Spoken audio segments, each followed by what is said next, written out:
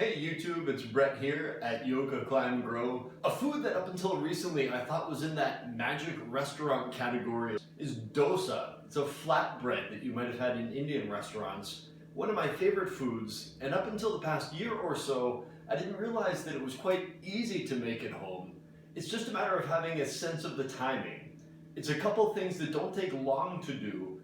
You do it, you walk away overnight or a day, pretty forgiving. You do another thing, you walk away for a day, and then you come back and you're all set. Well, here we are right now. Many of us are homebound. So let's take a look at how to make dosa. Our recipe, as just about all of my daily staples these days do, comes from the Everyday Ayurveda cookbook by my yoga teacher, Kate O'Donnell. Let's get to it. The grains we're using today. I'm going with a white rice, red lentil theme, 1 cup of each. Hardest part of making dosa, frankly, is rinsing it off. So let's go over the process that I found to be the most useful.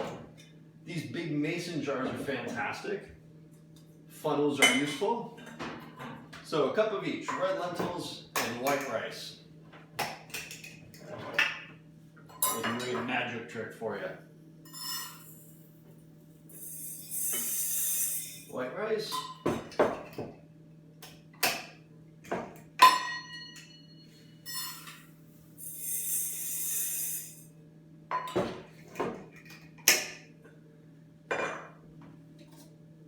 If you find yourself wanting to make this kind of thing often, these mesh screens that go onto a mason jar lid are really useful to have. I'm going to use that right now. So I'm just going to fill this with water.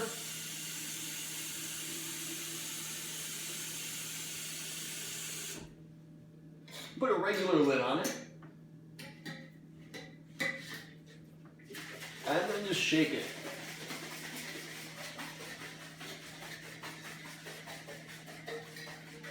And you'll see the water's not at all clear, so a lot of stuff comes off in that first rinse or so. Swap the lid back onto the mesh screen, and then just pour that off.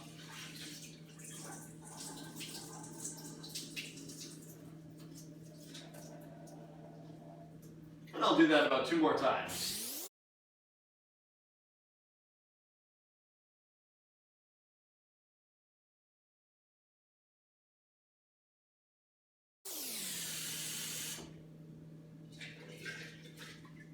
Lastly, fill it about halfway with water and set it in a dark place. Walk away, you're done, that's it.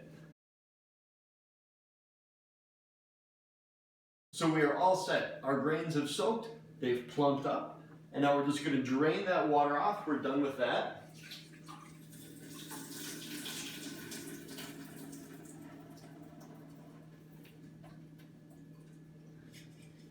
And our recipe from here on is the contents of this jar, 1 1/4 cups of water. I found that measuring that out is really useful. I'll show you why in a second. And then a ½ teaspoon each of salt and coriander. Very important here, before you mix the water with the jar, open up the jar and just dump out as much of that into the blender as you can. Step 1, very important. Step 2, take about half of what's in that, and then just give that a quick swirl, and it goes, and then do that 1 more time. That normally gets just about everything out of the jar.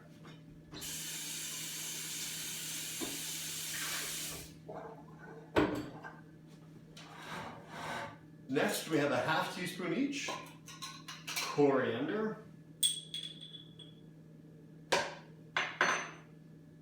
and salt.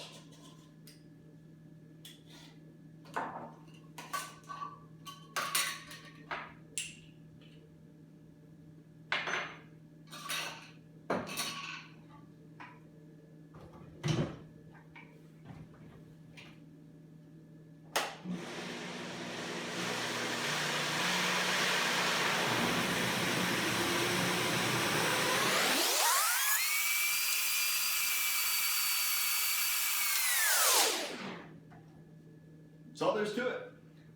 that is the dosa batter. Now all it needs is time.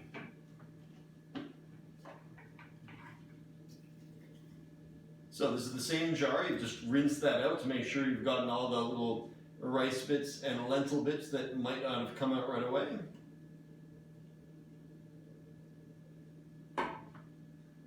And this goes back in the pantry overnight.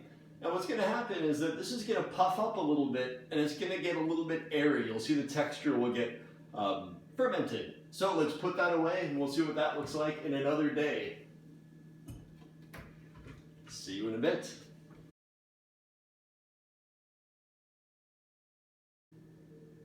Hello YouTube, it's been about 33 hours since I put the dosa batter away, so let's see how it's done. I just left it uncovered in the pantry, and as you see, it has risen quite a bit. Let me bring that up to the camera. You can see all the bubbles that are in there as the fermentation process has gone on. So I'm just going to give that a little stir, and then put that away in the fridge.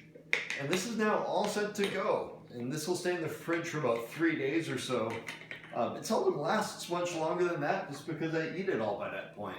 So there we go. Dosa batter is ready. Hey YouTube, it is day 3. The dosa batter is all set to go. Let's head over to the stove and cook up some dosa.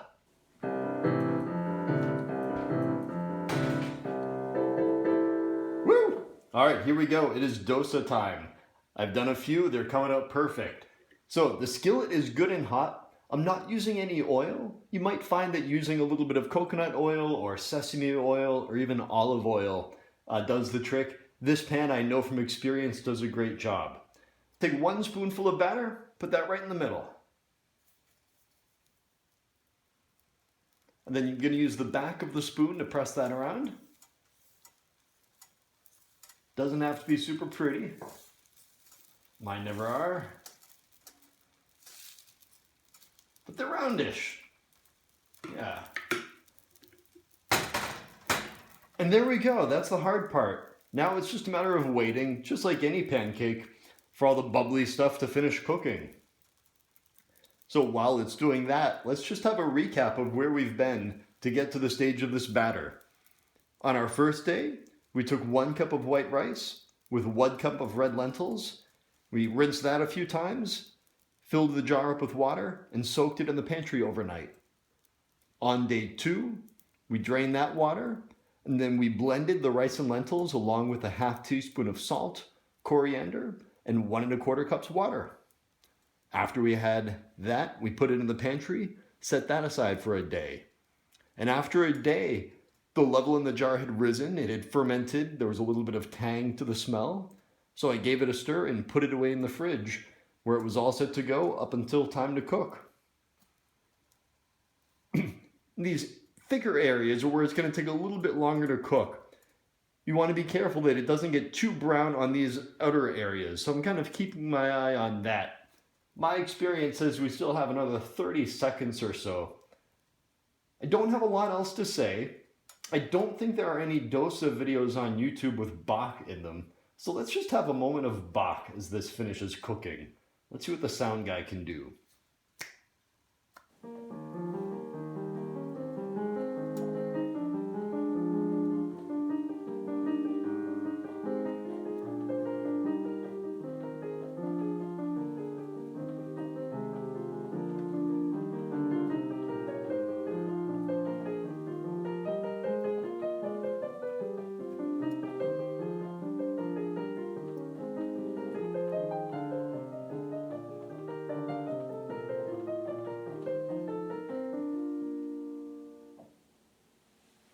All right, I think we're good.